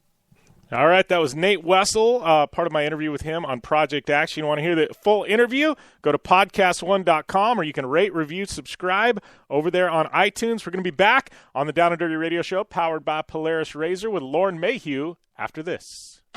I'm Polaris rider Jim Beaver. I race trophy trucks professionally, host a Down and Dirty Radio Show, and also travel the country announcing motorsports events. I've seen it all, and trust me, I've done most of it, so when it comes time to relax on the weekend, nothing is better than taking time with my family in our Razor vehicles. They've got the reliability I need to just pick up and go explore the desert, dunes, or trail, and have the capability to attack even the harshest terrain. If you're looking for some of the most reliable and safest, and hands down most capable off-road machines in the world, look no further than Polaris and their award-winning lineup of Razor vehicles. Whether you want your daughter to experience off-road driving for the first time in a Razor 170 like me, take the entire family out in a Razor XP4 1000 on the weekend, or shred the desert and dunes in the all-new Razor XP 1000 Fox Edition, Polaris has you handled. Take my advice and join me and some of the best drivers in the world by driving a Polaris Razor. Check out the full Polaris Razor lineup at Polaris.com, or follow them on Facebook, Instagram, and Twitter at Polaris Razor. The concert that never was. See the Barbara Streisand and Frank Sinatra tribute show Saturday, February 18th inside the showroom at the Blue Water Resort and Casino. I get a kick out of you. Doors open at 5. Show starts at 6 p.m. Arizona time. Tickets on sale now. General admission just $20 or VIP tickets only $35. Don't miss the tribute to Sinatra and Streisand at the Blue Water Resort and Casino. Your life demands a tire that provides durability, comfort, and performance, and that's what General Tire delivers for you. From the all-season grip of the Grabber UHP to the comfort and on-road manners of the Grabber HTS to the durability and off-road traction of the Grabber AT2, General has a tire that will help get you where you need to go. So let us take you on your next big adventure. Tweet us at General Tire, hashtag anywhere is possible, because with General Tire, anywhere is possible. Looking to have some fun on four wheels? Dirtfish Rally School has you covered. Packing as much adrenaline and adventure as you can handle into high-performance all-wheel drive and rear-wheel drive Subaru rally cars is where the fun begins at Dirtfish. Just 30 minutes outside of Seattle in Snoqualmie, you'll get a chance to train up to 3 full days with some of the country's best instructors and be put through the high-octane rush of rally on mud, dirt, and tarmac. Get started today and call 425-888-7715 or visit us online at dirtfish.com and use code 911 for a 15% discount. The Subaru WRX and WRX STI, a 268 horsepower turbocharged Subaru Boxer engine, rockets the WRX around corners and down straightaways. A race-ready 305 horsepower turbocharged Subaru Boxer engine keeps the WRX STI a rally legend. The Subaru WRX and WRX STI, it's not a sibling rivalry, it's a tag team. Get the latest from Subaru Rally Team USA at Subaru.com/rally.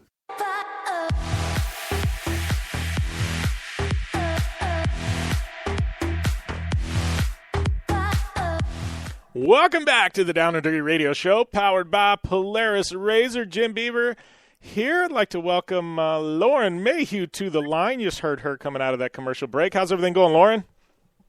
I'm doing great. How are you? Life is good. Can't complain. Going trophy truck racing this weekend, so it's not such a bad thing. Awesome. Yeah, anytime I'm behind the wheel, it's a whole lot better than being behind the microphone, let me tell you.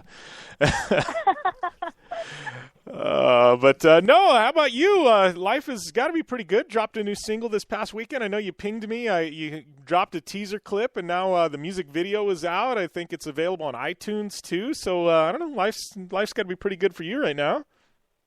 Yeah, it's been going great. I'm so excited. You guys can get it on iTunes, Spotify, Google Play, basically any place where there's digital downloads. And I released a music video just this past Friday. Was really excited to get it out there. We actually shot it right before the holidays, and it was a super fun shoot. It was interesting because most of it was shot at night, and then as the sun was rising, so call time was 12 a.m., and we finished hair and makeup by 2 a.m., and then shot all the way from 2 a.m. to 8 a.m. as the sun was rising. So I can't even believe that I found a crew cool enough and a cast cool enough to go all over L.A. with me throughout the middle of the night. Yeah, was it a one-night shoot, or did you shoot it over multiple evenings? No, it was a one-night shoot. Oh, man. Because of the fact of the timing and the lighting. Normally, when you shoot something, you don't necessarily shoot it in order, but in this situation, we had to shoot it in order for lighting purposes. So we started off in downtown LA and then shot through mid LA and then ended up in Santa Monica at the Santa Monica Pier as the sun was rising. So it was really like a fun, epic night. It was a total adventure. Some crazy stuff actually happened along the way. When we were downtown, we were shooting, a segment down there, and the DP, the director, and the girls who played like my best friends in the video, who are actually some of my very good friends in real life. We were shooting about a block away from the two makeup artists who were sitting in this Jeep Renegade that was my friend's car, actually, that we had borrowed, and it doesn't have a roof on it because we wanted to be able to shoot down into the car. And all of a sudden I hear this bang, like super loud from a block away. And I'm like, oh shit, some car just, hit that car. And I look back over, but there's no car there. And I'm like, what? This is so weird. What happened? We run back over there, and apparently some homeless man had run up to the car and decided it was a brilliant idea to bang his head and his fist into the hood of my friend's car. And then he just got up and walked away.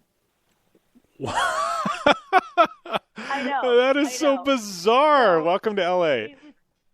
It was so bizarre. And then, of course, I had to explain to my friend why there's like 3 dents in the hood of his car. So I ended up paying this deductible because I'm an awesome friend. But I was just like, oh my gosh. And can you imagine how scared you must have been in a car with no roof, but that somebody just bangs their head into the roof or the hood of the car? You would be like, oh my gosh. I can't even imagine what they were thinking, the poor girls in the car. But downtown LA, the freaks come out at night, man. It's an interesting place to be at 4 a.m. What I was impressed with was how does one do that? Like, he left a serious dent in the car, and he just walked away. Like, nothing was wrong. I mean, it's almost like he's a superhero or something. I don't know. Maybe he's practicing for a role in Superman or something. I don't know. Yeah, or the WWE. Yeah, well, that's probably better off there, Honestly. But, so, yeah, that was maybe the one kind of negative thing that happened. I think the girls were a little shaken up by that, but other than that, it was an absolute blast shooting the music video. But that was crazy. It definitely makes for a good story. I will not forget that. Yeah, well, probably it might have been a little bit easier to shoot just because traffic is a little less, hairball at that time of the night.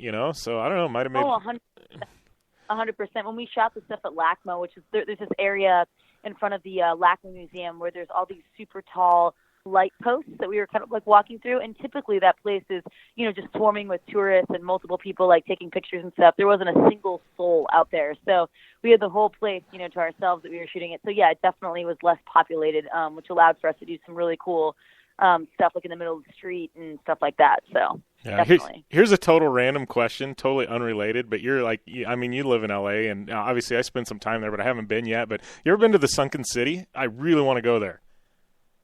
I don't even know what the Sunken City is. You don't know what the Sunken City is? It's a place in LA where it literally, like, this whole city kind of fell into the ocean, and you're not supposed to trespass there, but people do anyways. And, like, they've graffitied it all up with artwork and things like that. It's beautiful. Look it up, Sunken City.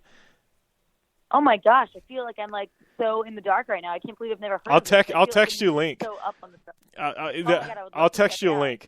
Yeah, it's freaking rad. But no, it was total. Like, I just figured you're talking about adventuring. I'm like, I bet Lauren's been there because I haven't, but I've got some friends that have been there. So it looks super rad. I but kind of pride myself on being like in the know of like the cool things to do in LA because I'm pretty adventurous. So whether it's like go-kart racing or a really cool hike or like whatever, or like paintball, like shooting. Like, I feel like I've at least done it once, but I've never even heard of that. So like now I'm going to like totally Google it when I get off the phone with you. San Pedro Sunken City. I'm texting you if I can find the wiki or something on it. But, yeah, it's in San Pedro. But pretty rad. But anyways, so new single out. I got to ask you, I mean, music has become so weird at this point. It used to all be about getting your single on, FM radio or something like that. I mean, how does one like you who drops a new single, I mean, how do you get this thing out there? Is it all about online and YouTube and getting the viral views? I mean, is that the way, a single becomes a success nowadays? I mean, it's definitely, first of all, that's, super accurate, everything that you're saying. I mean, it's definitely a different world than what it used to be. But, obviously, like, FM radio is still important and, these things, they still do matter. But, yes, like online is substantially more important than ever before. And, I think that you're seeing a lot of stuff where people don't cross platforms as much. So if they hear something or see something online, they're much more likely to check it out somewhere else online. So it drives sales a lot better than radio does, because if somebody listens to something in the car, then they still have to go on their computer and then find it, online. Whereas if they're already online, it's a lot easier to divert their attention and direct the traffic to, checking out your single. So I think that's why so much emphasis has really been put towards the social media and YouTube and things of that nature, because you can embed links right in the video and people can just click and buy right there. So it's a lot easier to get people to go straight there. So actually one thing that I did was I incorporated two of my girlfriends, are pretty big YouTubers, and I incorporated them in my video, and then they actually shot behind the scenes videos and then annotated those videos to my video. So we all linked our videos together. Nice. So if somebody were to watch the behind the scenes, they would then be prompted to go and check out the full music video. rad. Yeah, it's so about making connections now and getting people. It's like I've learned with like certain radio shows and stuff like that. Like I can air the same show. We've been doing it every week for, I don't know how many, 5+ years at this point, but it's like certain ones, somebody will share and then it'll get picked up by another one. And it's all of a sudden that for no reason, the ratings will just shoot through the roof for one show online. And we're lucky that we're in national syndication, but just the online element, it's just crazy. And there's no rhyme or reason to it. I can have the biggest person in the world on air, and it can do decent ratings. And then all of a sudden one that you never would have thought, it just goes viral, and it's like, it's just it's such a crazy, you can't predict things. I used to, when I was hosting for CW's The Flash After Show, a lot of times we would have guests from the show on our show, on the after show, and it definitely, just like you're saying, it didn't correlate with what the biggest shows were at all. Like we totally thought when we had some of the celebrities from the show, that would be the biggest draw for those episodes. It really didn't correlate like that at all. In fact, like those episodes were not the biggest by far. So it's really interesting how, just like you're saying, it's more on, sharing and what, just random kind of luck sometimes with the tags that you use that, get it, start to go viral. So it's very interesting. Yeah. All right. Well, we're segment's kind of running short, but give us the details one more time on, on your video where people can download and see it. Absolutely. So, you guys just type in "Wake Up" to Google search with Lauren Mayhew. It'll pop right up, but it's on my YouTube channel, which is just under Lauren Mayhew. And all my social media is basically just under my name or some variation of that, so it's just pop right up. And yeah, the single is available on all digital retailers, iTunes, Spotify, Google Play. So definitely check it out. All right. Well, thanks a lot, Lauren, and take it easy. We'll definitely be in touch, and we'll have to get you back on air on the podcast or on this show. I don't know. We got to do it more often. I always have fun when you're on air. Same here. Thank you so much for having me. All right. Thanks a lot, Lauren. Take it easy. Bye, guys. Bye. All right. That was Lauren Mayhew. You can check out Wake Up. The video is on YouTube. You can get the single on iTunes. We're going to take a short break. We come back. Broadcast legend, NASCAR crew chief Larry Mack. He is on the line. Hey, I'm RJ Anderson, factory Polaris driver, and I drive Polaris because it's the most capable, race-ready off-road vehicle on the market. When R.J. Anderson wanted to set a world record for the longest UTV jump in history, not once but twice, what company did he trust? Polaris and their championship-winning Razor XP1000. R.J. is a UTV champion behind the wheel of Polaris vehicles, and he exclusively trusts the Polaris Razors to bring him race wins and championships against some of the toughest off-road racers in the world. The same Polaris Razors RJ has won championships in, set world records in, and conquered the Wall of Death in XP1K2 are available to you at your local Polaris dealer. Take the advice of world record holder RJ Anderson and visit Polaris on the web at Polaris.com to see the full lineup of Polaris Razor vehicles, or follow them on Facebook, Instagram, and Twitter at Polaris Razor. Looking to have some fun on four wheels? Dirtfish Rally School has you covered. Packing as much adrenaline and adventure as you can handle into high-performance all-wheel drive and rear-wheel drive Subaru rally cars is where the fun begins at Dirtfish. Just 30 minutes outside of Seattle in Snoqualmie, you'll get a chance to train up to 3 full days with some of the country's best instructors and be put through the high-octane rush of rally on mud, dirt, and tarmac. Get started today and call 425-888-7715 or visit us online at dirtfish.com and use code 911 for a 15% discount. Since 1970, KC Highlights has been designing and manufacturing performance lighting for off-road and motorsports, beginning with the legendary Daylighter up until today's revolutionary Flex, Pod, and Pro 6 lighting systems. KC Highlights offers a full line of halogen, HID, and LED lighting solutions for your off-road vehicle. Looking for the best quality lighting? Looking for the brand champions choose? You're looking for KC Highlights. Find out more information at kchighlights.com or follow them on Facebook, Instagram, and Twitter at KC Highlights. The concert that never was. Champagne. Yeah. See the Barbra Streisand and Frank Sinatra tribute show Saturday, February 18th inside the showroom at the Blue Water Resort and Casino. I get a kick out of you. Doors open at 5. Show starts at 6 p.m. Arizona time. Tickets on sale now. General admission just $20 or VIP tickets only $35. Don't miss the tribute to Sinatra and Streisand at the Blue Water Resort and Casino. The Subaru WRX and WRX STI. A 268 horsepower turbocharged Subaru Boxer engine rockets the WRX around corners and down straightaways. A race-ready 305 horsepower turbocharged Subaru Boxer engine keeps the WRX STI a rally legend. The Subaru WRX and WRX STI, it's not a sibling rivalry, it's a tag team. Get the latest from Subaru Rally Team USA at Subaru.com/rally.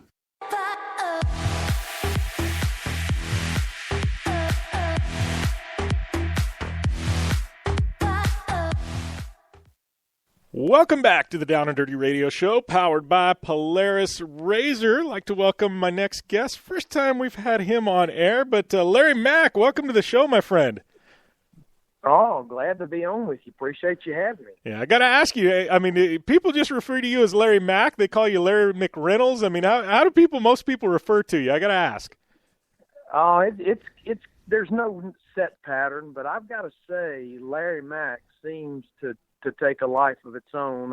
Obviously, it's shorter to say. It's not near as hard to say as Larry McReynolds, but I've always said as long as they're saying my name, it doesn't matter to me which version they use. Yeah, is Larry Mack, is that like the alter ego? You know, when Larry Mack turns on, we know stuff's going to happen, right?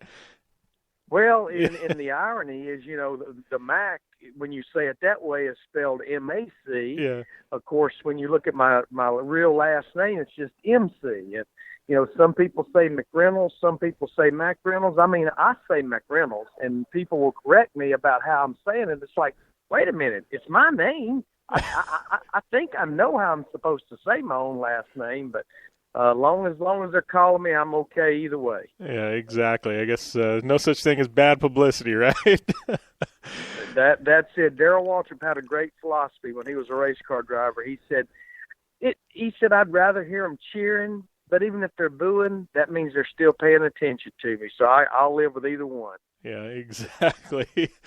Well, I know we got a lot to talk about today. Obviously, you got a new podcast. We'll get into that here shortly. But, man, I got to tell you, this offseason, it's been a big one for NASCAR and NASCAR fans. I don't know if there's been an offseason that I can remember that's had this much go on. Well, it's been storylines, Jim, all over the place. And I kind of snigger when I hear the phrase off-season.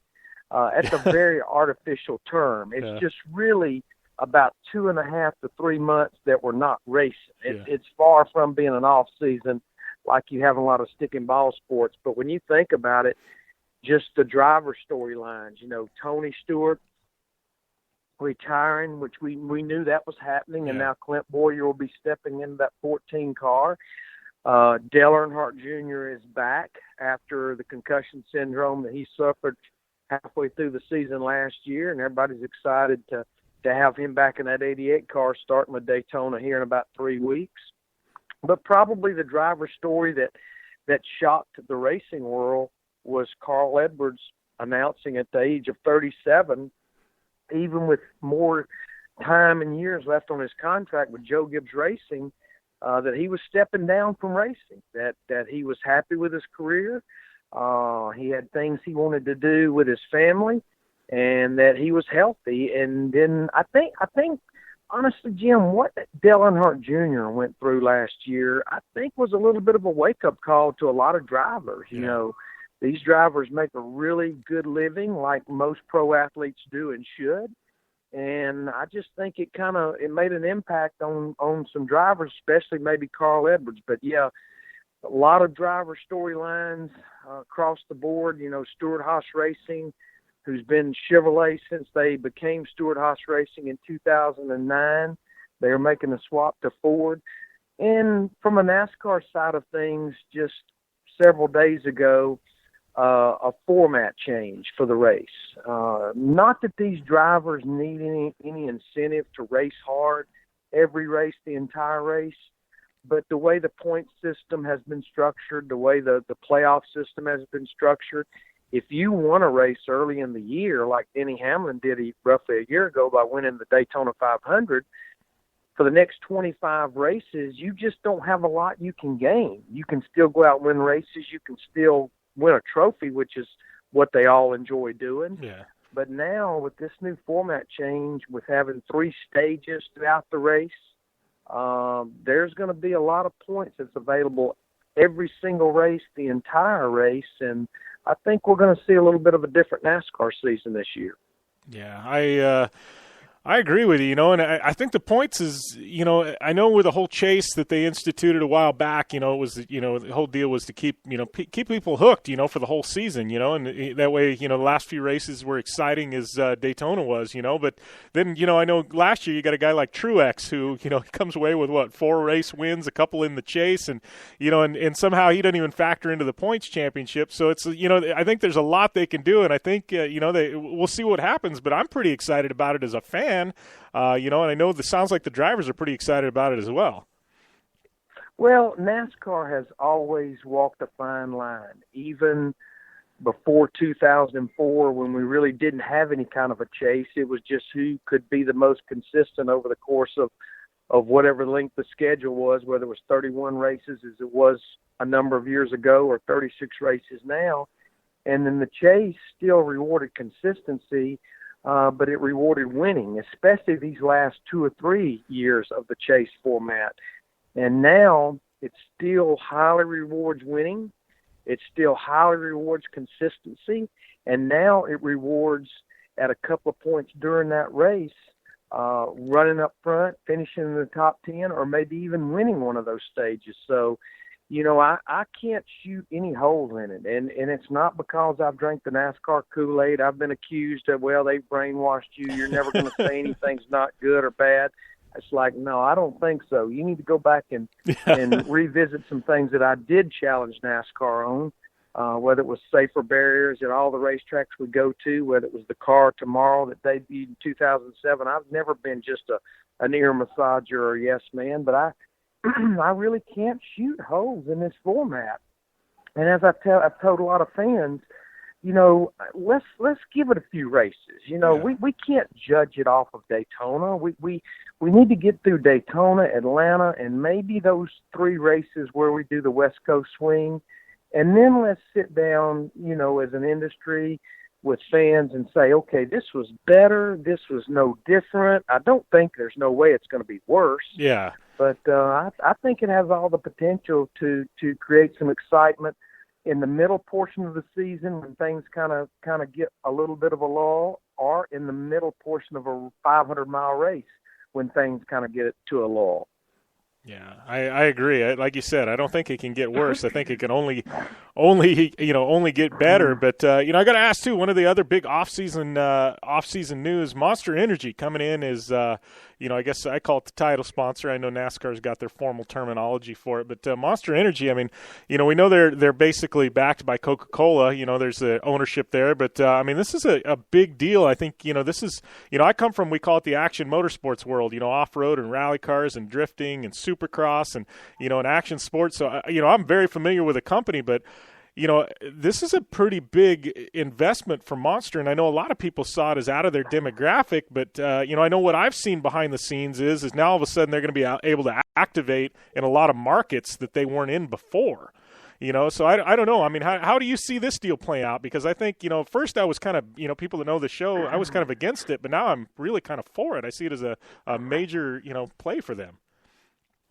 Well, since the mid-'70s, this will only be the 3rd series sponsor that NASCAR has had for the top series, the Cup Series.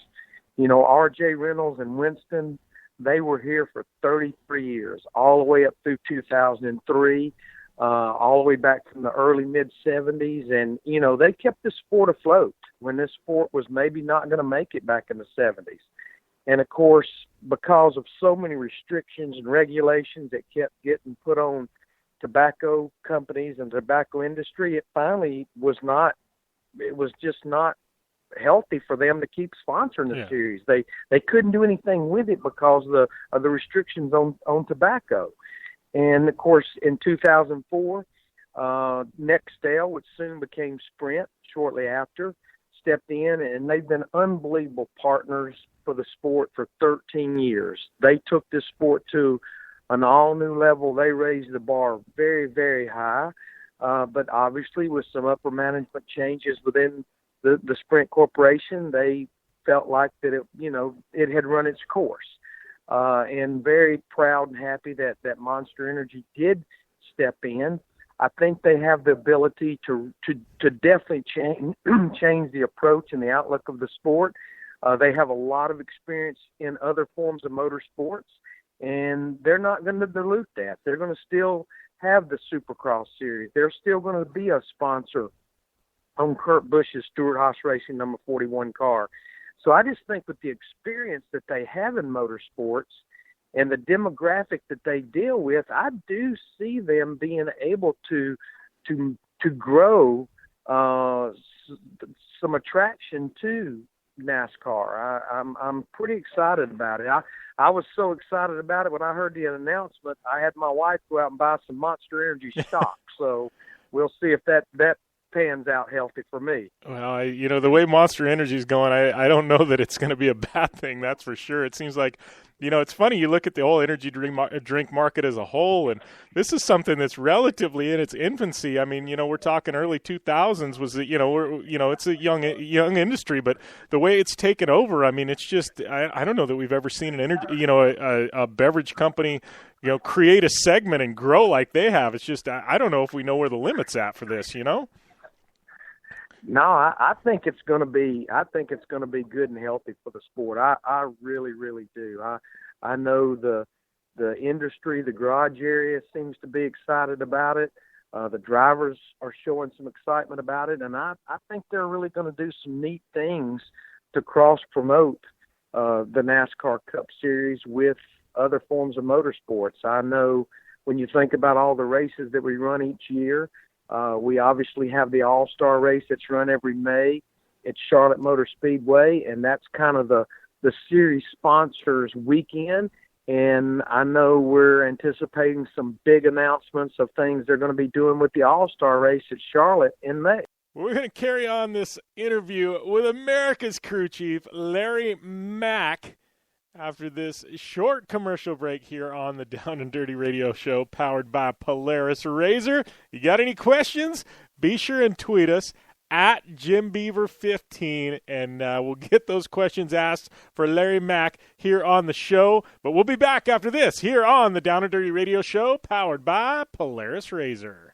I'm Polaris rider Jim Beaver. I race trophy trucks professionally, host a Down and Dirty Radio show, and also travel the country announcing motorsports events. I've seen it all, and trust me, I've done most of it, so when it comes time to relax on the weekend, nothing is better than taking time with my family in our Razor vehicles. They've got the reliability I need to just pick up and go explore the desert, dunes, or trail, and have the capability to attack even the harshest terrain. If you're looking for some of the most reliable and safest, and hands down most capable off-road machines in the world, look no further than Polaris and their award-winning lineup of Razor vehicles. Whether you want your daughter to experience off-road driving for the first time in a Razor 170 like me, take the entire family out in a Razor XP4 1000 on the weekend, or shred the desert and dunes in the all-new Razor XP 1000 Fox Edition, Polaris has you handled. Take my advice and join me and some of the best drivers in the world by driving a Polaris Razor. Check out the full Polaris Razor lineup at Polaris.com or follow them on Facebook, Instagram, and Twitter at Polaris Razor. Life is all about sound, the sound of sports, the sound at the racetrack, and the sound of your vehicle. Don't drive around listening to this. Drive around listening to the sound of performance. Gibson Performance. Gibson Performance Exhaust is the company who can turn this into this. Remember that life is all about sound, and Gibson Exhaust is the sound of performance. Check out your next catback exhaust system, headers, muffler, or UTV exhaust at GibsonPerformance.com and get more power and more sound. The Subaru WRX and WRX STI. A 268-horsepower, turbocharged Subaru Boxer engine rockets the WRX around corners and down straightaways. A race-ready 305-horsepower turbocharged Subaru Boxer engine keeps the WRX STI a rally legend. The Subaru WRX and WRX STI. It's not a sibling rivalry. It's a tag team. Get the latest from Subaru Rally Team USA at Subaru.com/rally.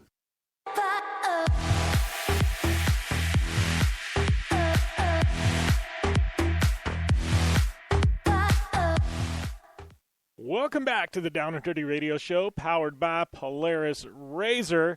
Got my good friend, NASCAR legendary crew chief and on-air personality, Larry Mack, on the line, and kind of continuing on with what we were talking about before the break. Well, speaking of, some of the big events, I know me as a fan, my favorite two, Daytona aside, my favorite two races of the year are the two road courses that NASCAR runs. Now, I gotta ask you, because this is something, we've got our race shop, and it's like Sundays when we're not racing the trophy truck or out in the desert, we got all the crew, and we're at our race shop watching the flat screen TV and watching the NASCAR races. And every year it comes up, man, when is NASCAR going to add some more road courses? I start looking around the country and I go, man, we have some phenomenal, AAA, first-class road course facilities, especially, you look at Circuit of the Americas and places like that. I mean, do you think we're ever going to see NASCAR at the Cup level add in another road course or two, maybe something into the Chase at the end of the year? Well, never say never, but here's a little bit of the dilemma that we're in. We go to 23 different racetracks, and it's 38 out of 52 weeks. And that includes, of course, the two special events, the additional weekend at Daytona coming up here where we run the Clash, and then, of course, the All-Star race that I talked about. And we only have 5 track owners that owns those 23 tracks. We have International Speedway Corporation that owns an abundance of tracks, including Daytona and Talladega and Richmond and Martinsville and Auto Club Speedway. We have Speedway Motorsports that owns 8 different racetracks like Las Vegas, Sonoma, Texas, Kentucky, Charlotte. And then we have 3 independent owners, the owners of Dover International Speedway up in Dover, Delaware, Indianapolis Motor Speedway, and then Pocono. So I guess case in point is, as Mike Helton with NASCAR has said many times, for a race to be added, something's going to have to go away. Yeah. So I guess the whole thing is going to come down, are one of those 5 track owners, are they going to give up an event to go somewhere else? That's going to be the hiccup. Yeah, I think NASCAR would love to add another road course. I think they'd love to maybe add a road course into the Chase. But when you look at the owners that we have, the track owners, again, just as Mike Helton has said, we'd be more than happy to entertain adding a race or adding a track. But for that to happen, something's going to have to come off and go away. We cannot add any more events to our schedule. Yeah, and you definitely don't want to, add more weekends onto the teams. I mean, NASCAR, I know you've said it before, but it's one of the most grueling series in the entire world. I mean, as far as, just longevity and travel, and it's just, I mean, it's mind-boggling, and there's virtually no weekends off. It's pretty. I don't think these teams and these drivers and people around the series get the credit they deserve, because, I mean, it's moving a massive, I call a massive circus, from one end of the country and back and forth every single weekend, for a good portion of the year. Well, yeah, I mean, the analogy I give to people a lot is we essentially race from Valentine's Day until Thanksgiving. We do 38 race weekends out of 40 weeks. We'll have 2 off weekends. We do not race on Easter weekend with any of our top series.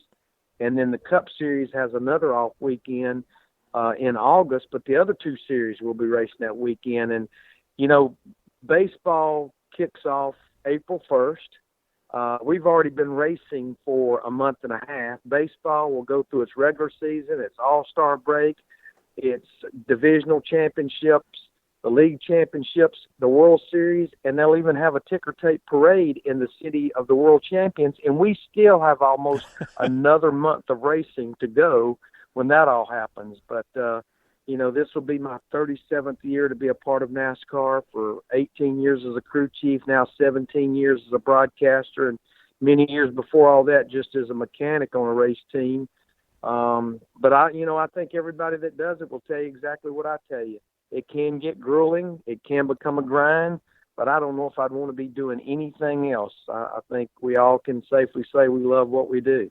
Yeah, well, I got to do a little bench racing here with you. Well, first off, question, I mean, you got a lot of wins under your belt, obviously some Daytona wins and things like that. I mean, what's the one that sticks out the most to you? I mean, there's got to be one in the back of your mind that's, that's one of the most special to you, or maybe there's two of them, that you can't pick from. But, out of all the wins you had in your career as a crew chief, I mean, which ones stick out in your mind the most? Well, Jim, they're all special because they're so hard to come by. Yeah, I won 23 points races as a crew chief, plus a couple of the all-star races. But I started 470 races as a crew chief, so that means I lost 447 races. So those 23 are pretty special, but no question. And it would be hard to pick one of these. It would be the 2 Daytona 500s that I was fortunate enough to be a part of winning in 1992 with Davey Allison, and then in 1998 with Dale Earnhardt Sr. in the 3-car. I think, just being the Daytona 500, but knowing how special that track and that race was to those two drivers. And, of course, it was those two drivers' only Daytona 500 win, and then neither one of them, unfortunately, are with us anymore. The first win is special because there's only one first, no matter how many you win, and that was at Watkins Glen at the road course you talked about with Ricky Rudd back in 1988.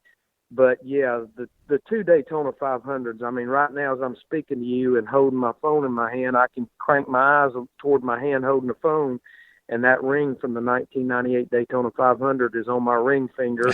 I wear it every single day of my life. It is very special as a crew chief or any team member of a race team, including the driver, owner, or crew chief, to win the Daytona 500. Yeah. Well, in speaking of that, you've been surrounded by some amazing drivers, and this is just kind of a fan question I've got because, all of us in our mind have some of our favorites, but based on pure driving talent, not necessarily talent in a NASCAR, but pure driving talent. I mean, you've been around some of the best racers in the world. I mean, what are 2 or 3 of the guys that you've seen that can just drive anything? They get into a car and they touch it, and they can make the car do things that you never even thought of. I mean, there's a lot of drivers that can cross over, but there's got to be a couple that stick out in your mind, just pure driving talent that have been just blown your mind. Well, I was fortunate to work with some great race car drivers, and I was fortunate to win races with a lot of different race car drivers.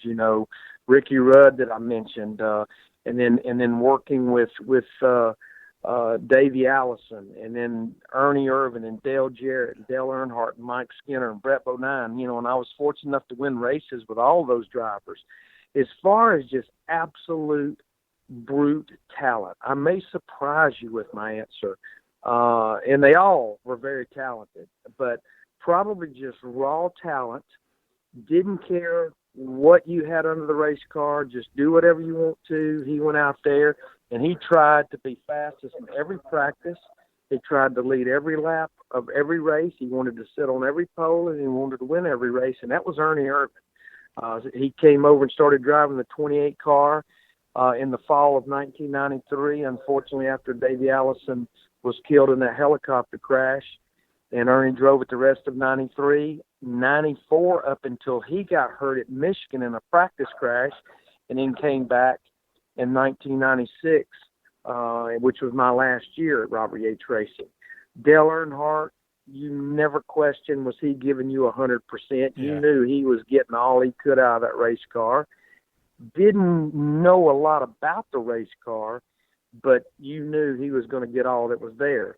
As far as driving hard and being very knowledgeable about the race car, Davey Allison probably was one of the most knowledgeable drivers that I worked with. 9 out of 10 times, he'd tell you what that car was doing. He had a pretty good idea of what he wanted to do to make it better. And if you went with that 9 out of 10 times, it was going to be better. So, I even worked with David Pearson, the Silver Fox, back in the early part of my career back in 1983 and 84. So I worked with some great race car drivers. There's no question. Yeah.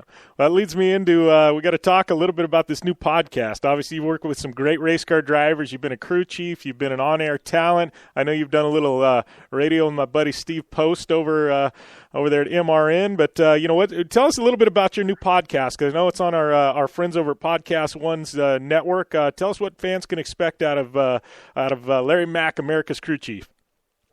Yeah, I was pretty excited when we put this deal together. You know, I had been a guest on a number of podcasts, just like I'm a guest with you right now, but I guess I never saw the vision of doing my own podcast. And Podcast One reached out to me several months ago, and it took us a while to pull everything together. But I guess with being with Fox now, which again I think I mentioned earlier, my 17th year, the first half of the season, I'm at the track every single day of every single race weekend. And even after NBC takes over, I'm still very engaged with the sport because I'm in the studio every week 2 or 3 times a day. And I just felt like if I could take the NASCAR fan beneath the top layer of our sport, you know, they obviously see the races, they see the stats, they see all these things. But if I could take kind of, if you want to call it a behind-the-scenes type weekly tour of the sport, then I was pretty excited to do it. So we've done 2 episodes. Of course, this week I'm out in Houston because Fox has the Super Bowl, and they brought all the studio shows out here to Houston for the week. So I'm out here with the Race Hub Nightly Show with Danielle Trott and Adam Alexander. We're on FS1 Monday through Thursday, 6 o'clock Eastern time, so we're out here. But I'm still going to try to do some stuff out here. It'll mainly be maybe taping some interviews with different stars and different players that are out here. And there's a lot of the NASCAR world that's out here. Jeff Gordon's going to be out here on Thursday. Jimmy Johnson will be out here this week. So just kind of a behind-the-scenes tour. And I've done 2 episodes. It felt great. It felt good. You can download it each and every Wednesday, the new episode.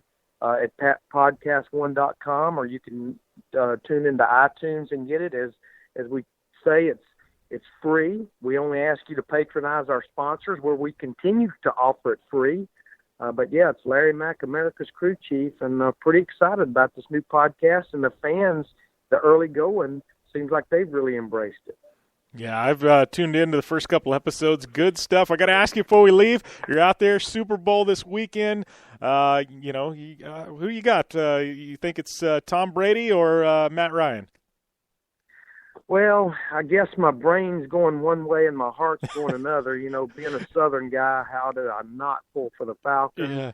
We know if you're going to win this Super Bowl, it's probably going to go through Tom Brady and Bill Belichick and that bunch from New England. But I tell you, if these Falcons can play ball like they did against the Green Bay Packers about a week and a half ago, they're going to be a force to reckon with. My big fear is the Patriots. I think they may have a little stronger defense.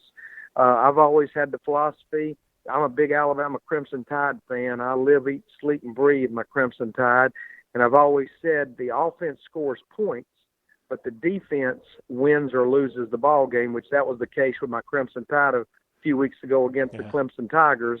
The defense, I think, pretty much lost that game. But I think it'd be very cool for the Falcons to win the Super Bowl. You know, this is only their second time. This is Super Bowl 51, and this is only their second time to be in the Super Bowl, and they, of course, did not win it the first time. So I think no matter what, it's going to be a hell of a ball game on Sunday. Yeah, I agree. I think it's going to be a shootout, high-scoring game, and I'm looking forward to it. And thanks a lot, Larry, man. Definitely looking forward to Daytona 500 coming up, and we'll have to do it again sometime, my friend.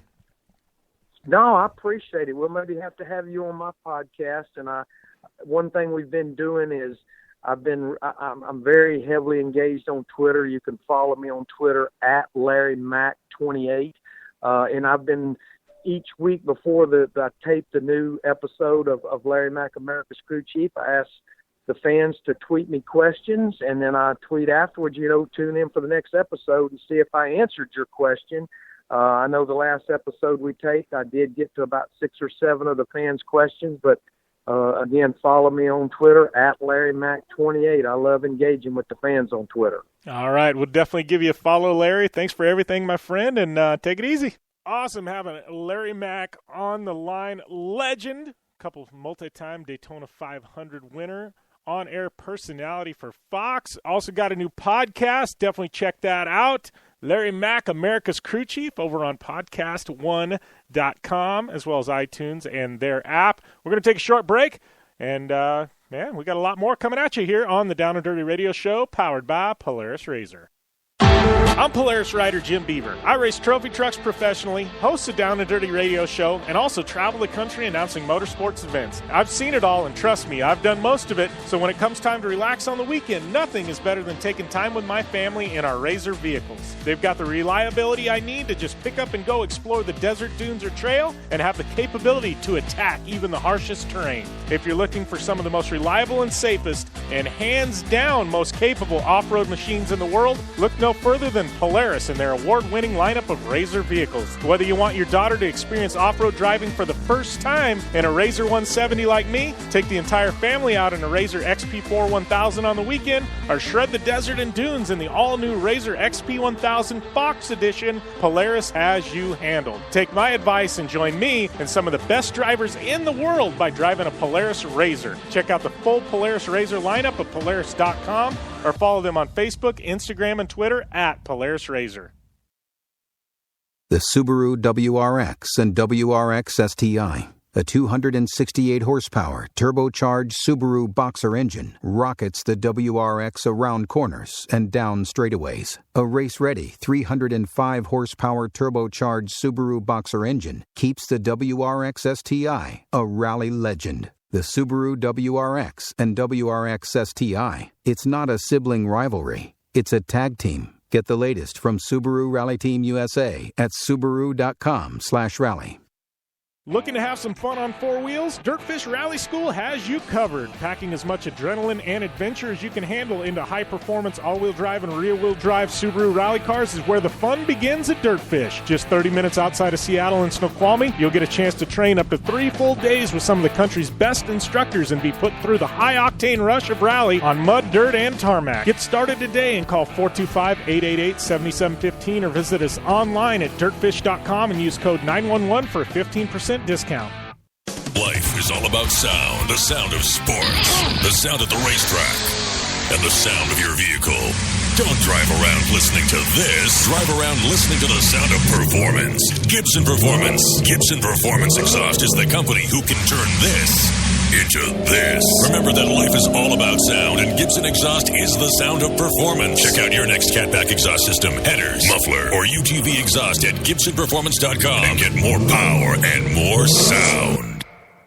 For 100 years, General Tire has provided tires for your lifestyle, your adventure, your anywhere. Born from competition, the Grabber tire offers the durability and off-road traction you demand in a tire. We put these tires to the test in the harshest off-road racing conditions to give you a tire that will make your anywhere possible. So let us take you on your next big adventure. Tweet us photos at General Tire, hashtag anywhere is possible. Because with General Tire, anywhere is possible.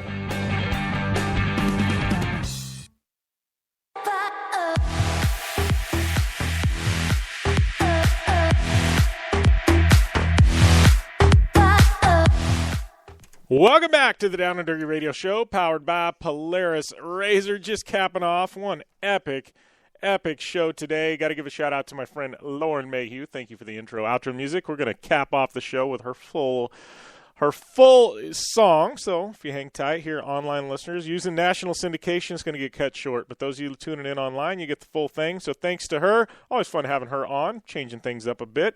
Man, Brock Hoyer, congrats on the X Games gold. Thanks for coming on. Justin Matney, I'll be doing battle with him this weekend. Larry Mack, the legend. Awesome interview. I know we don't talk NASCAR, but he's got a new podcast on our partner at Podcast One's network, and he brought into the loop everything that's going on with Monster Energy, and that it won't affect our Action Motorsports. So I thought it was fitting we had him on air as well. So thanks to all you for tuning in. Don't forget Project Action Podcast 1. Rate, review, subscribe, and I will follow you back if when you review you leave your Twitter, Instagram at username. You can give me a follow at JimBeaver15 on Instagram and Twitter. It's at AmyHood71. I know she wasn't with us, but she was in thought.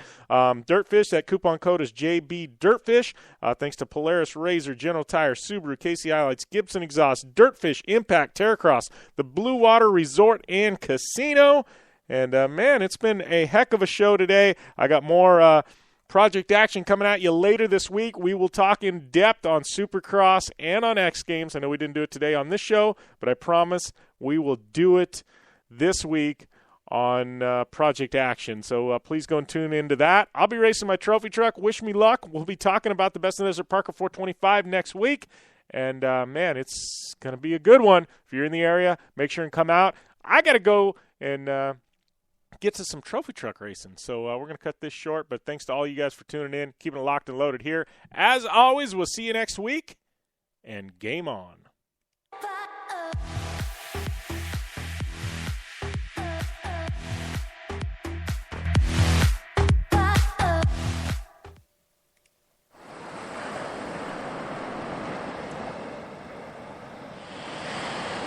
Yeah, I know it's late, but baby